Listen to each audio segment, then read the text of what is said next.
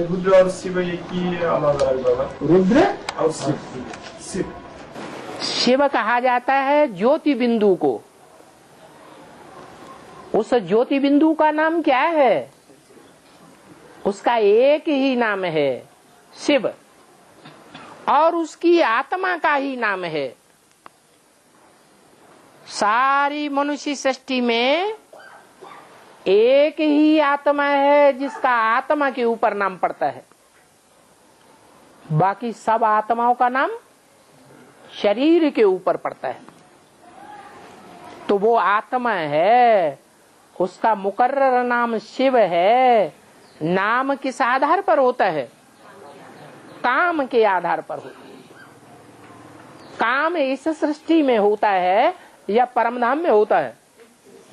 इस सृष्टि पर वो शिव आता है तो जो भी काम करता है, क्या वो काम कल्याणकारी होता है या अकल्याणकारी होता है? हैं? कल्याणकारी होता है। देखने वाले समझते हैं अरे छी छी छी छी छी, ये तो बहुत बड़ा बड़ा काम, बहुत खराब काम कर दिया। लेकिन जब रिजल्ट निकलेगा तो क्या साबित होगा? है कि जो भी काम किया, कोई भी कर्म इंद्रियों से किया, वो काम का रिजल्ट कल्याणकारी ही आवेगा, अकल्याणकारी नहीं आ सकता। बहुत कल्याणकारी है और सदैव कल्याणकारी है। वो जो भी वाचा बोलेगा, सुनने वाले करेंगे अरे ये तो बड़ी ग्लानि करता है, सब धर्मों की ग्लानि कर दी। लेकिन नहीं, वो ग्लानि नहीं करता है, वो तो कल्याण ही कल्याण की बात बोलता है। समझने वाले उस समय भले न समझ सके।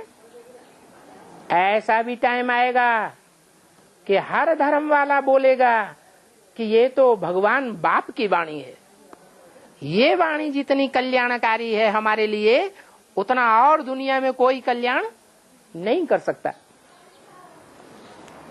तो कर्मणा से भी कल्याण करता है, वाचा से भी कल्याण करता है, और संकल्पों से भी कल्याण ही कल्याण करता है।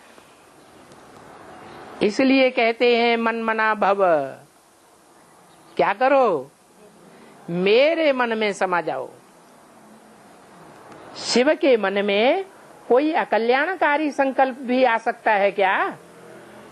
नहीं आ सकता। वो सदैव कल्याणकारी है, कल्याणकारी ही था। यज्ञ के आदि में भी कल्याणकारी था, कल्याणकारी ही है वर्तमान में भी, और भविष्य में भी कल्याणकारी ही रहेगा। गूंजी विनाश की वाणी फिर भी कितनी कल्याणी। वो अंत की बात है या आदि और मध्य की बात है?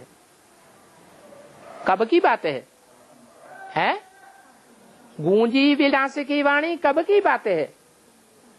आदि में भी विनाश की वाणी बोली थी, सारा यज्ञ विध्वंस हो गया था, विघटन हो गया था यज्ञ के आदि में।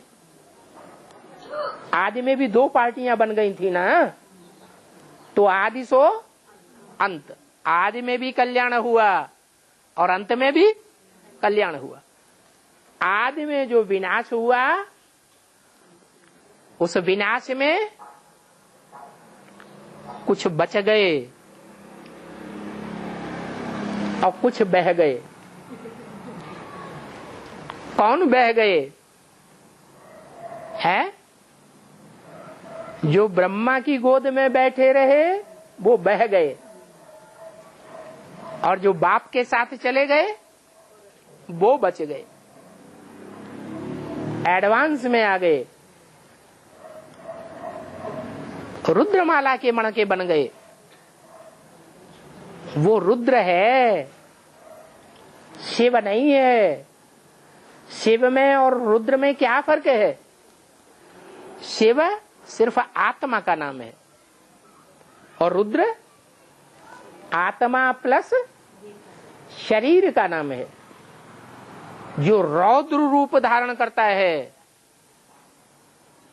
सौम्य रूप से बच्चे सुधर रहे हैं या बिगड़ रहे हैं? है? जो भी पढ़ाई पढ़ने वाले बच्चे हैं राजयोग की, अभी तक रिजल्ट क्या निकल रहा है? बिगड़े हैं या सुधरे हैं? हैं? बिगड़े हैं। तो कौन सा रूप धारण करता है? आदि में भी रौद्र रूप धारण किया था। स्थापना के साथ साथ यज्ञ कुंड से विनाश ज्वाला निकली थी, और अभी अंत में भी क्या होने वाला है? रौद्र रूप धारण करेगा, और सब उठ के खड़े हो जाएंगे पुरुषार्थ में। अभी तो अलवेलापन बहुत आता है।